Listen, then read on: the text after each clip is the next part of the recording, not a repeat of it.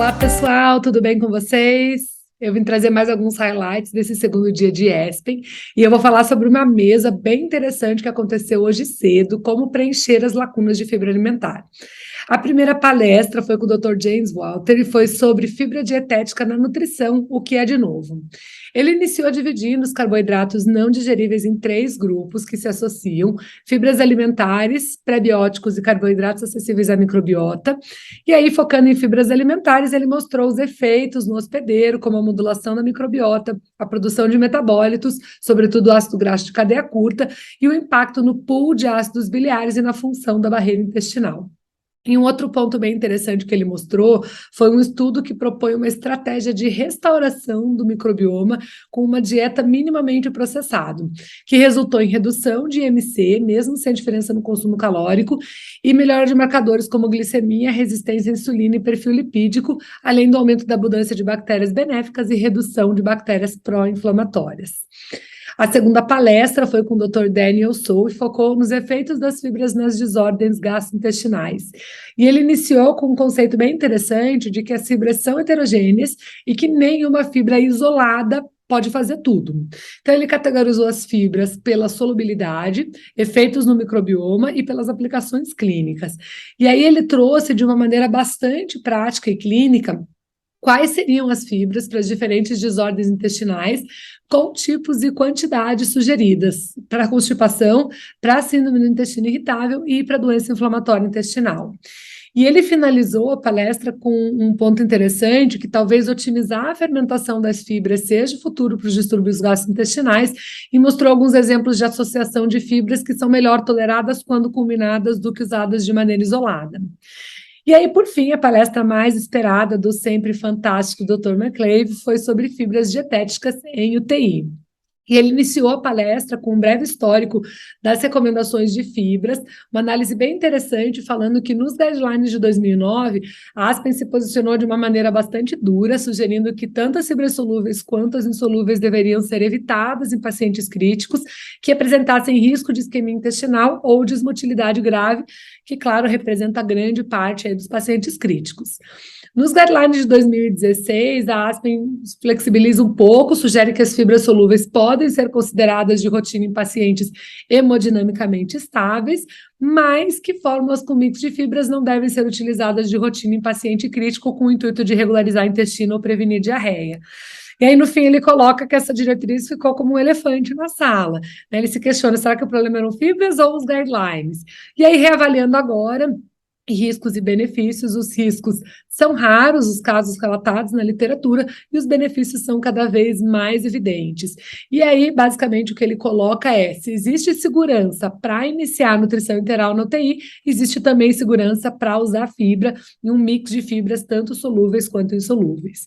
E aí ele entra mostrando diversos benefícios das fibras nos pacientes críticos, principalmente na produção de ácido graxo de cadeia curta, que é fundamental. Inclusive, ele mostrou um estudo retrospectivo mostrando redução de mortalidade. E o destaque maior foi para o butirato, que tem um papel na melhora da barreira intestinal, na imunidade e com inúmeros efeitos anti-inflamatórios. Ele mostrou, inclusive, uma meta-análise recém-publicada com mais de 2.000 pacientes que comprova isso. Ainda, ele colocou que os ácidos graxos de cadeia curta podem reduzir o pH nesses pacientes, reduzir a infecção e melhorar o controle glicêmico pelo estímulo de GLP-1. E outro dado interessante é que as fibras alimentares melhoram a tolerância de nutrição enteral, então ele coloca que o butirato melhora a mobilidade intestinal também, e aí com todos esses benefícios mostrados, ele colocou alguns estudos que mostram que a inclusão de fibras alimentares na UTI reduziu o tempo de internação. E aí, para finalizar, ele fala um pouco sobre tolerância das fibras alimentares, então isso depende da taxa de fermentação e resposta individual, e claro, do tipo e da quantidade de fibra recebida, né? Então, para isso ele coloca para cada tipo de fibra, ele estipula um valor máximo normalmente tolerado, e coloca também alguns fatores que podem melhorar a tolerância. Então, a fibra dietética na própria fórmula de nutrição interal e não na forma de suplementos, uma progressão lenta da dieta e a utilização via gástrica. Bom, eu vou mostrar todas essas informações que eu comentei de uma maneira muito mais didática no nosso webinar e com todas as referências dos estudos que eu comentei aqui. Então, se programem, dia 13 de setembro, estaremos aqui no webinar e eu retorno em breve com mais highlights aqui do ESPEN de 2022 para vocês. Um abraço!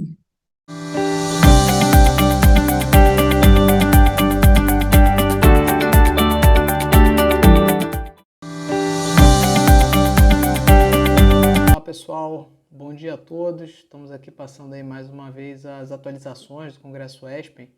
Eu queria compartilhar aí duas apresentações que eu assisti na manhã de hoje, bastante interessantes. A primeira é do Philip Schwetz, que é um grande nome da terapia nutricional europeia, tem muitos estudos e tem um foco bastante interessante em terapia nutricional oral. Ele é do hospital na Suíça de Aarau, no Hospital do Cantão de Aarau. E ele teve um estudo recentemente publicado que mostra como é que uma terapia nutricional individualizada é capaz de mostrar redução de mortalidade e redução da morbidade. Tá? Essa terapia nutricional individualizada divide em 4 camadas, né? O atendimento da meta calórico-proteica, o atendimento das necessidades proteicas, o atendimento, a busca sistemática pela correção do déficit de micronutrientes, e, por fim, adaptações especializadas no sentido de redução de gordura saturada, redução de carboidratos, enfim, os ajustes complementares que são necessários para cada paciente. Na sistemática de abordagem nesse hospital, faz parte, inclusive, da via o uso de nutrição enteral e uso de nutrição parenteral como sequenciados. Não aceitou um, já vai escalonando para enteral, não aceitou, já vai escalonando para parenteral. E curioso que nesse estudo, é o estudo EFFORT, não confundir com o estudo EFFORT da terapia intensiva, mas é um novo, se chama EFFORT também. Curiosamente, tem um número importante de pacientes em nutrição parenteral, até maiores que os pacientes de uso de nutrição enteral, mostrando realmente a preocupação com o atendimento da meta, independente da via que se escolha. Na segunda parte da apresentação do Philip Schwetz, ele traz a discussão de como é que a gente vai fazer a medida do estado nutricional, né? Ele coloca a grande dificuldade que a gente tem em se enxergar, em ter biomarcadores com esse intuito. A albumina, mais um marcador de prognóstico do que de risco nutricional, ele não faz nenhuma menção à pré-albumina. Enfim, ele evidencia essa lacuna que a gente tem no sentido de conseguir atestar o grau de inflamação do paciente e mostra que realmente é um grande desafio, porque pacientes mais inflamados tendem a responder menos à terapia nutricional, né? Então, ele mostra outros estudos em que taxas crescentes, né, há uma relação direta entre o aumento da proteína C reativa e a não resposta da terapia nutricional, mostrando que frente a inflamações mais graves, talvez realmente exista ainda muitos gaps a serem preenchidos no sentido de oferecer a melhor estratégia para o paciente. Na segunda palestra, foi um pouco mais especializado, mas é uma aula do professor Peter Irving. Ele é de um centro de doença inflamatória intestinal, bastante interessante a palestra, e muitas vezes esquecido pela gente, né, pelo grande público, pelos profissionais, que assim, o uso de dieta enteral, seja por via oral, dieta especializada, dieta industrializada, enteral ou na forma de suplemento para a população pediátrica, é um excelente modo de se induzir remissão na doença de Crohn. E ele mostra como é que isso deve ser transposto para as populações adultas também, mostrando alguns estudos retrospectivos que desenham, né, que descrevem para a gente como é que essa estratégia de uso de nutrição oral, mesmo na forma de suplemento, pode ser uma ótima estratégia para adjuvante, para induzir remissão na doença de Crohn. Então foram 2 aulas muito interessantes, o congresso está ótimo e a gente vai se ver ainda mais algumas vezes para discutir as atualizações, tá bom? Um bom domingo a todos, fiquem com Deus, um abraço, até mais.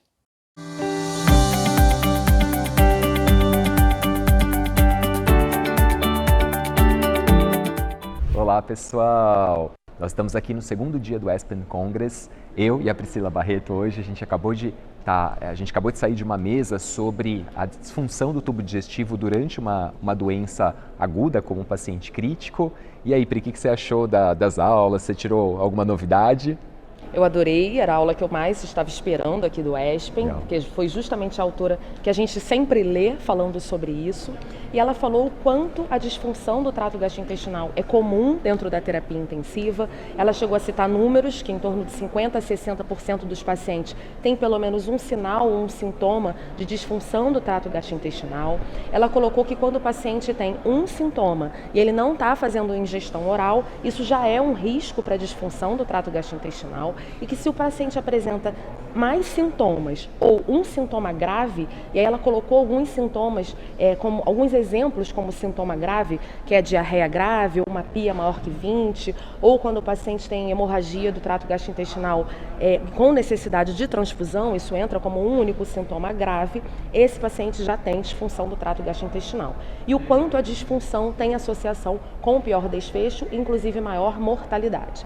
Ela falou que não tem ainda uma ferramenta única para a gente definir disfunção do trato gastrointestinal, mas ela citou o GIDS Score, né, como sendo ainda longe de ser perfeito, mas é uma ferramenta que a gente pode usar. Mas o principal é, os pacientes apresentam disfunção do trato gastrointestinal grande parte das vezes e que isso tem associação com o pior desfecho. E eu achei bacana, Pri, que ela foi feita a pergunta, né, do resíduo gástrico, né, porque inclusive foi proposto no guideline que você poderia abolir, né, a mensuração do resíduo gástrico. E ela falou que, na verdade, na prática não é bem assim, né, que é uma ferramenta simples quando a gente consegue ver tolerância do tubo digestivo.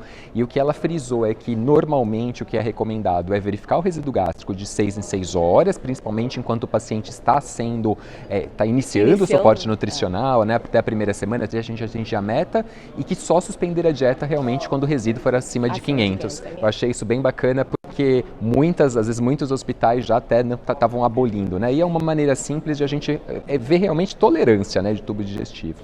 Então, foi bem bacana. E eu também queria falar da palestra do Pierre Singer, né? Eu acho que foi uma coisa bem disruptiva, que é a questão do Big Data dentro da terapia nutricional na UTI. Então, como que a gente pode usar a ciência de dados para predizer alguns desfechos, né? Então, ele colocou até desfechos de você predizer a síndrome da realimentação, a hipofosfatemia nesses pacientes. Então, achei bacana porque ele consegue ter claro que você precisa ter primeiro um banco de dados, né?